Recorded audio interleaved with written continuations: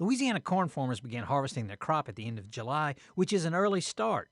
Producers are expected to continue harvesting through August due to acreage being up significantly. This year in the state of Louisiana, we've experienced almost a 30% increase on corn acreage. So to put that in perspective, last year we planted about 470,000 acres of corn, and this year I think we're looking at 640,000 acres of corn.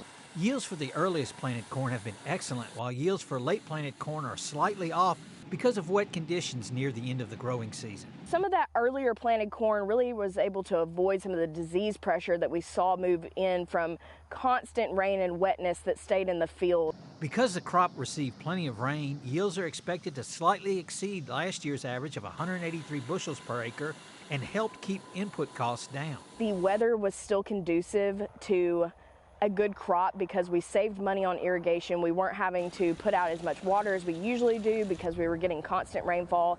The biggest issue facing corn growers is the low price, which recently fell below $4 a bushel. The low price is being blamed on an abundant supply of corn on global markets. That's something that we need to keep in mind on if we're going to store our grain and try to sell it later, that there's still going to be an oversupply in terms of demand. Once everybody gets their corn out of the field, those numbers might shake out differently. Farmers are paying close attention to prices because input costs for next year's crop are expected to increase beginning in the fall. With the LSU AgCenter, this is Craig Gautreaux reporting.